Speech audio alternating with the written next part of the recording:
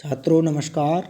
BA द्वितीय वर्ष के अंतर्गत हलंत पुल्लिंग प्रकरण के अंतर्गत अपन लोग अस्मद और युष्मद शब्द पढ़ रहे थे और अस्मद और युष्मद शब्द के अंतर्गत अपने युष्मभ्यम और अश्मभ्यम तक के रूपों को सिद्ध करना सीख लिया था। यहाँ तक के जो भ्यसो अभ्यम यहाँ तक के जो सूत्र हैं उनको हमने पढ़ लिया था। अब इसके बाद में आज मैं पढ़ाऊँगा आपको इससे आगे के जो सूत्र हैं वो। तो आगे का सूत्र है एक वचनस्य च, एक वचनस्य च, अर्थात इस सूत्र का अर्थ क्या है कि युष्मद और अश्मद के बाद नसी पंचमी एक वचन को क्या हो जाता है, पंचमी के एक वचन में को क्या हो जाता है, नसी को अत हो जाता है। नसी को क्या हो जाता है, अत हो जाता है पंचमी के एक वचन में। अब इसके जो हैं कैसे सिद्ध होंगे ये, जैसे त्वत और मत, युष्मद शब्द से प्रातिपदिक संज्ञा और इसमें अस्मद शब्द से प्रातिपदिक संज्ञा। पंचमी के एक वचन में सो जस अम और सूत्र से क्या हो जाएगा, नसी हो जाएगा। अब युष्मद शब्द के अंतर्गत युष्मद नसी हो जाएगा और अस्मद शब्द में अस्मद नसी हो जाएगा। अस्मद शब्द में क्या हो जाएगा, अस्मद और नसी हो जाएगा। अब ये सूत्र आता है जो मैंने अभी बताया आपको, एक वचन से। इस सूत्र से क्या हो जाएगा, जो नसी है इसके स्थान पर क्या है, नस है या नसी है, इसके स्थान पर क्या हो जाएगा, इसके स्थान पर अत हो जाएगा। क्या हो जाएगा, अत हो जाएगा। तो अत हो गया तो युष्मद अत और उसमें अस्मद अत हो जाएगा। तो अब यहाँ एक सूत्र है त्वमावेक वचने।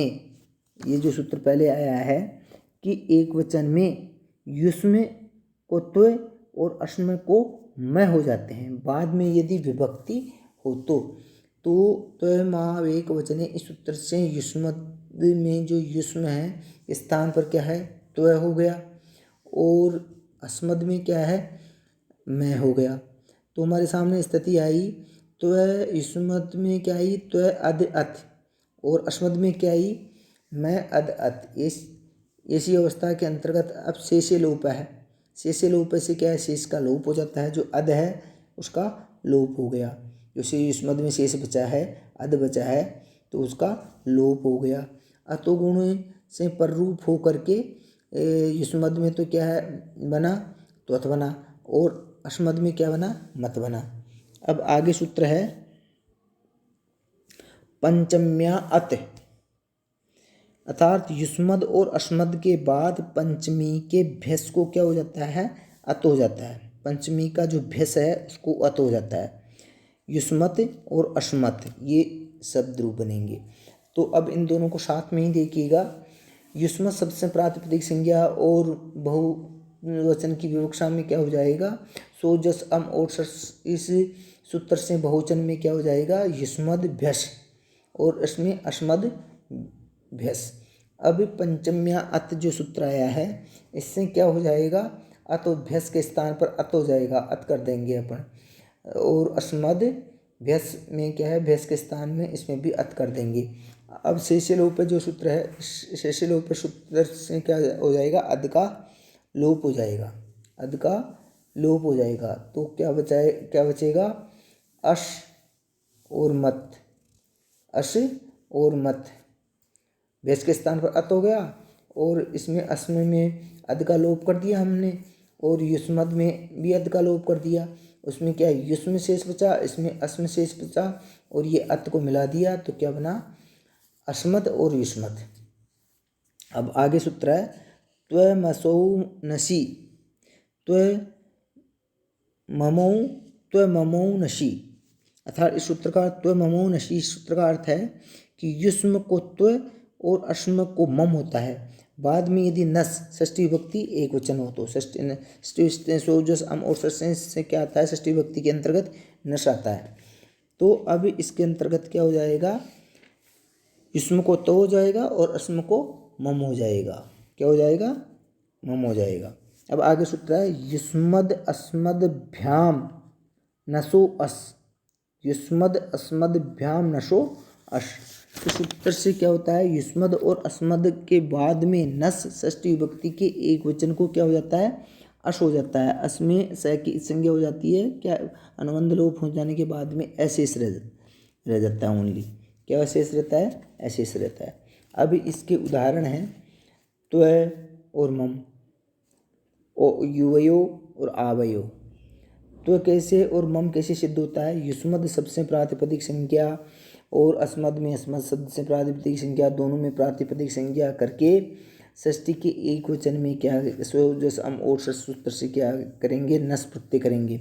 नस प्रत्यय करने के बाद में क्या होगा, युष्मद और नस स्थिति सामने आएगी, और अस्मद में क्या आएगी, अस्मद और नस, ये स्थिति सामने आएगी। अब सूत्र आएगा त्वय, आगे सूत्र लगेगा त्व ममोनशी। इस सूत्र से युष्म के स्थान पर त्वय हो जाएगा, और मम में जो बनेगा उसमें जो त्वय ममोनशी, इस सूत्र से अस्म के स्थान पर क्या हो जाएगा, मम हो जाएगा। उसमें तो क्या हो जाएगा, तो हो जाएगा युष्मद में, और अस्मद में क्या हो जाएगा, मम आदेश हो जाएगा। तो अब मम अद नस, और युष्मद में क्या स्थिति आई, त्वय अद नशी, त्वय अद नस, ये स्थिति। अब आगे सूत्र आता है युष्मद अस्मद भ्याम नसो अश। ये सूत्र क्या कह रहा है कि युष्मद और अस्मद के बाद नस को अश हो जाता है, नस है उसको क्या हो जाता है, अश हो जाता है, अ बचता है उसका शेष। तो अब दोनों क्या, तो युष्मद और उसमें अस करने के बाद में क्या स्थिति सामने आई, तो अस ए, और इसमें मम तो अद ए, और इसमें मम अद ए, ये स्थिति आई। अब शेष लोप है जो सूत्र है, उससे अद का लोप कर देंगे। जो अस्मद और युष्मद में शेष बचा है उसमें अद का लोप कर देंगे। अद का लोप करने के बाद में क्या है, अतो गुण से पर रूप हो करके क्या बनेगा, उसमें तो रूप बनेगा तो है युष्मद में, तो अस्मद में बनेगा मम, ये पूरी। अब युवयो और आवयो, दोनों को एक साथ देखते हैं। युष्मद शब्द से प्रातिपदिक संज्ञा, और इसमें अस्मद शब्द से प्रातिपदिक संज्ञा। अब द्विवचन की विवक्षा में सो जस अम और सस से षष्ठी के द्विवचन में क्या करेंगे, ओष प्रत्यय करेंगे। ओष प्रत्यय करने के बाद में हमारे सामने स्थिति आएगी क्या, युष्मद ओष और अस्मद ओष। युवाओ, युवाओ द्विवचने, इसमें क्या हो जाएगा कि युष्मद यू हो जाएगा, उसकी जगह क्या हो जाएगा, युष्म की जगह क्या हो जाएगा, यू हो जाएगा, और इसमें क्या हो जाएगा, आव हो जाएगा। अस्मद में क्या हो जाएगा, आव हो जाएगा। तो यू हो जाएगा, तो कौन सी स्थिति सामने आएगी, यू अद ओष, ये स्थिति बनती है। और अस्मद में कौन सी स्थिति बनती है, अस्म आव, आव अस्म की जगह हमने आव कर दिया, तो आव अद ओष, ये स्थिति हमारे सामने आई। अभी यो अची जो सूत्र है, उस सूत्र से क्या कर देते हैं, द के स्थान पे यह कर देंगे, द के स्थान पर क्या कर देंगे, यह कर देंगे। तो हम जो द है, अद का द है, उसके स्थान पर हमने क्या कर दिया, ये कर दिया। ये करने के बाद में अतो गुण से पर रूप हो गया, पर रूप होने के बाद में हमने वर्णों का संयोग कर दिया। संयोग करने के बाद में क्या हुआ, युवयोष, ये बना। युवयोष बनने के बाद में इसका ससुरु से में क्या स और रै को खरबसानी और विसर्जनीय से सूत्र से विसर्ग करने पर युवयो रूप बनता है। इधर क्या है, आवयोष। अब इसमें भी स को ऋतु विसर्ग कर देंगे, ससुरु से स और रै को खरबसानी एवं विसर्जनीय से क्या कर देंगे, विसर्ग कर देंगे, तो युवयो रूप बनेगा। अब आगे सूत्र है साम आकम।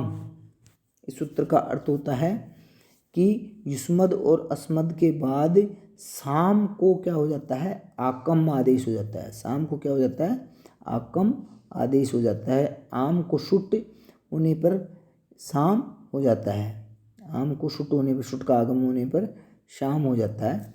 अब आज के लिए इसके जो उदाहरण है वो बाद में बताऊंगा मैं, आज के लिए इतना ही। थैंक यू, धन्यवाद।